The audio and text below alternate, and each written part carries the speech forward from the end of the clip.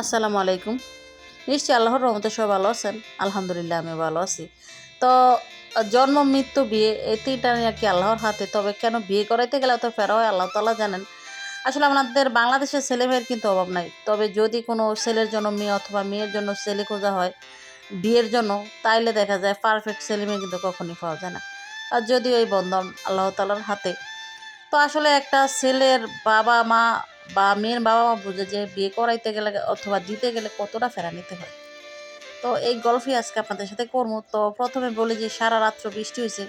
তো সকালবেলা প্রথমে ছাদে উঠলাম, উইঠা দেখলাম যে পুরো ছাদ একদম পুকুরের মতো পানি জমা রইছে। তো আমি দেখেন পাতা উঠাই দিলাম আর দেখেন শিলফইরা আমের কি অবস্থা। তো আমরা তো ছোটোবেলায় আমগুলো টোকায় খাইতাম।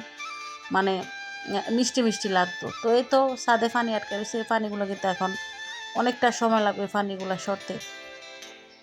তো যেহেতু একটু বাতাস হয় তারপরে বৃষ্টি হয়, বাতাসে কিন্তু একদম ছাদ দেখেন আহ, মানে করই পাতা বা অন্যান্য গাছের পাতায় কিন্তু আমার এই পাইপের মুখটা সবসময় আটকানো থাকে। তো আর বৃষ্টির কারণে আমার মনে হয় যে ছাদের এই মানে গাছগুলো খুবই সতেজ হয়ে উঠছে। তো এই তো ছাদের কাজ শেষ করলাম। আমি কিন্তু সকালবেলা উঠা ঘরের কাজও শেষ করছি। তো আজকে বাজার থেকে নাস্তা নাইছি খাওয়ার জন্য। তো মাঝে মাঝে ছেলে মেয়ে আসলে আমি ঘরে কিছু খাওয়ার থাকলো অথবা আহ, মানে ওরা বায়না ধরে আর কি বাজার থেকে নাস্তা এনে খাইবে, যেহেতু বাজার কাছে আসলে তাড়াতাড়ি আনা যায়। তো নাস্তা খাইলাম। তো আজকে আর রান্নার ভিডিও করি নাই। তো এটা হচ্ছে বিকেলবেলা আমার চাচাতো ভাইয়ের জন্য মেয়ে দেখতে যাইতেছি।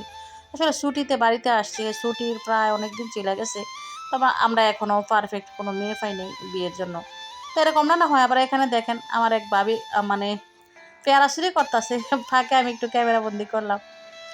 তো আমরা একদম মানে ক্ষেতের মাঝখানে, মানে আমাদের বাড়ির পাশে, আমাদের একই গ্রাম আসছি।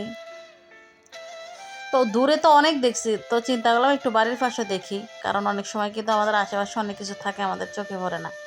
তো আইসা দেখলাম একদম উঠান ভরা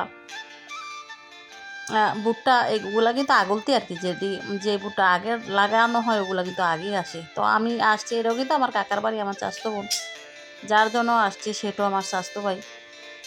তো যেহেতু বাড়ির কাছে এই কারণে আসা আর কি। তো এমনিতে তো মেয়ে দেখতে গেলে নাস্তা পানি সব জায়গায় থাকে। তো এখানে শরবত দিয়েছিল, ফল কাইটা দিয়েছিল, তারপরে পিঠা ছিল আর বিস্কিট ছিল। তো এই তো মেয়ে তো যেহেতু আমাদের দেখা, তারপরেও ছেলে তো আর মেয়ে দেখে নাই, ও দেশের বাইরে থেকে এসছে। তো এখানে আমরা মেয়ে দেখলাম। তো বিয়ে শাদী হবে কিনা আসলে সেটা পরের ব্যাপার, যদি রিজিকে থাকে তাহলে হবে। আর দেখেন গরমের কি অবস্থা। এ হচ্ছে মানে আপডেট আর কি। ওই সারাদিন এভাবে মাটিতে গড়ে আর অনেকবার গোসল করে, আর অনেক গরম যেহেতু আসলে আমাদের গ্রামের ছেলেমেয়েরা আমরা এইভাবে বড় করি, আমাদের ছেলেমেয়েরা এভাবে মাটিতে ফেলে বড় হয়েছে। শহরের মতো তো আমরা ওইভাবে রাখি না। আর এটা হচ্ছে সন্ধ্যার একটা ভিডিও, যেহেতু কারেন্ট নাই। সন্ধ্যাবেলা আমার ছেলে মুরগি ফ্রাই করছে, তারপর বাজার থেকে নান রুটি আনিয়া মানে দরজার সামনে বসে খাইতেছে আর কি, যেহেতু কারেন্ট নাই, একটু অন্ধকার অন্ধকার। তো ধন্যবাদ সবাইকে, ভালো থাকবেন সবাই, আল্লাহ হাফিজ।